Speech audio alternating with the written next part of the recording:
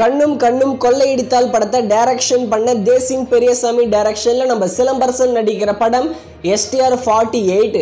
இந்த படத்தோட first look போஸ்டரை எஸ்டர்டே லான்ச் பண்ணியிருந்தாங்க. நம்ம சிலம்பரசன் பர்த்டே ஸ்பெஷலா போஸ்டர் வேற லெவல்ல இருக்கு. இந்த படத்துல நம்ம சிம்பு டியூவல் ரோல்ல வர போறாரு போல. ஒரு சிம்பு சிரிச்சிட்டு இருக்காரு, ஒரு சிம்பு முறைச்சிட்டு இருக்காரு. போஸ்டரே வேற லெவல்ல இருக்கு. அதே மாதிரி போஸ்டரை கீழே ஜூம் பண்ணி பாருங்க, போர் நடக்கிற மாதிரி இருக்கு.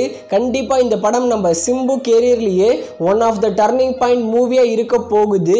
இந்த படத்தோட ப்ரொடக்ஷன் வைஸாவும் இந்த படம் ரொம்பவே குவாலிட்டியான மூவியா வரப்போகுது போல. இந்த படத்தோட ஷூட்டிங்கை இந்த பிப்ரவரி எண்டிங் அப்படி இல்லைன்னா மார்ச் ஃபர்ஸ்ட் வீக்ல ஸ்டார்ட் பண்ணிடுவாங்க. நம்ம கமல்ஹாசன் இந்த படத்தை ப்ரொடியூஸ் பண்றாரு. மோஸ்ட்லி 2025 சம்மருக்கு STR 48 படத்தை தியேட்டர்ஸ்ல ரிலீஸ் பண்ணுவாங்க. இந்த படத்தோட டைட்டில் என்ன இருக்க போகுதுன்னு வெயிட் பண்ணி பார்க்கலாம். அடுத்து தளபதி விஜய் அரசியலில் இறங்க போகிறாருன்னு அவரே ட்விட்டர் ஹேண்டலில் அஃபிஷியலாக சொல்லியிருக்காரு.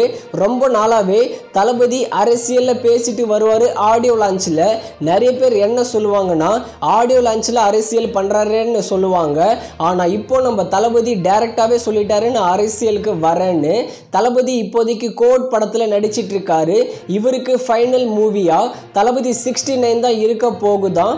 அந்த படத்தை ப்ரொடியூஸ் பண்ணுறது தெலுங்கு ப்ரொடியூசர் DVV என்டர்டைன்மெண்ட். அந்த படத்தை டைரக்ஷன் பண்ண கார்த்திக் சுப்பராஜ், அட்லி அப்படி இல்லைனா H வினோத்.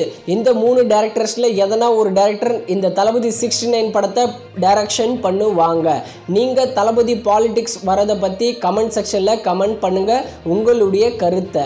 அடுத்து அசோக் செல்வன், கீர்த்தி பாண்டியன், சாந்தனு பாக்கியராஜ் இவங்கெல்லாம் சேர்ந்து நடிக்கிற படம் தான் ப்ளூ ஸ்டார். இந்த படத்தை ஜனவரி 25 தியேட்டர்ஸில் ரிலீஸ் பண்ணியிருந்தாங்க. இது ஒரு சூப்பர் ஹிட் மூவி.